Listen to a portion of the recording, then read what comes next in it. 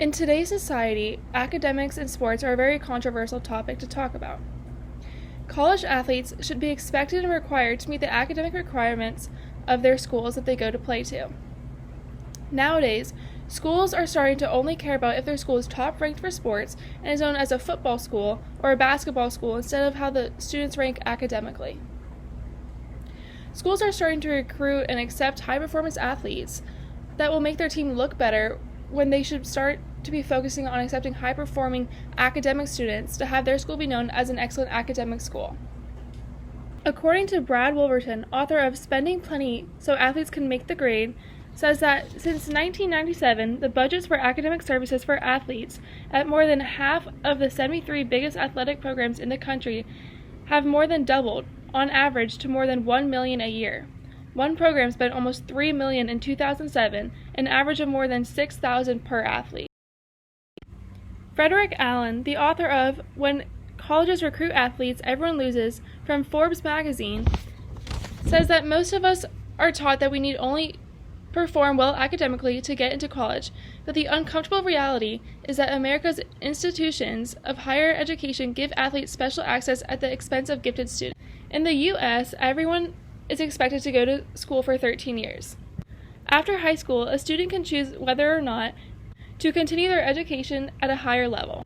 Many students work very hard to get perfect grades, but the reality is that some students won't get into their dream school, but an athlete at the same school with lower grades will get into the school because of their athletic ability. Athletes need to be held accountable to meet the same expectations and requirements that a regular student needs to have. Many schools are focused on winning the national championship, and as long as a school wants an athlete, they can get into any school they want. According to the authors William Bowen and Sarah Levin in Reclaiming the Game, College Sports and Educational Values in the Princeton University Press, says that at 33 of America's most academically selective colleges, recruited athletes are nearly 4 times more likely to be admitted than other applicants of similar caliber. Athletes will always have an unfair advantage compared to the regular academic students.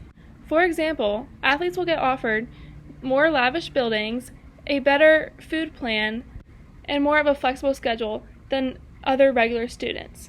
Brad Wolverton, the author of Spending Plenty So Athletes Can Make the Grade, says that others complain that the lavish buildings give athletes an unfair advantage to other students.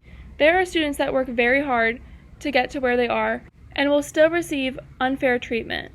Although most people agree that college acceptance when it comes to athletes is unfair, there are some that do believe that the athletes got into the prestigious school is for fair and square. There are people that believe that athletes do work hard. If it isn't in their schoolwork, they make it up with their academic ability. There are athletes that do work very hard day and night for their sport. Many people believe that just like students, athletes do deserve the spot in top-ranked colleges because they do deserve it. They worked hard, they put the hours in, and therefore they should deserve one of the top spots. Another claim people will fight for is that many athletes will come from absolutely nothing and work themselves up to the top. Therefore, they do deserve the scholarships and all of the advantages that an athlete gets. Although there are people that do believe these views, they need to come to realize that athletic ability will only get you so far in life, and that athletes need to have a backup plan. That is why academics are very important for an athlete to have. By meeting the school's academic requirements, it shows the school that the athletes have worked hard academically and for their sport itself. If an athlete only relies on their athletic ability, it is cheating their way through life. For this issue to be resolved, colleges need to recognize that athletes do need to meet the academic requirement, or that specific athlete cannot come and play at their school. Schools need to realize that education needs to be a fair game for all students. Athletes should not get special treatment just because of their athletic ability. Eric Kelderman, the author of Who Should Oversee Athletes' Academic Progress, shows a report that argues that faculty should be responsible for the academic offerings and support of all students on campus, including athletes. The proposal is meant to prevent coaches or others from trying to pressure academic support and faculty members to bend the rules to keep athletes eligible to play. It has been proven that coaches tend to bend the rules for their athletes in the academics. If the solution is implanted, it will benefit the students. More students' hard work will get paid off, and athletes will start to actually focus on their academics and to possibly have a backup plan if their athletic ability does not get them so far in the future.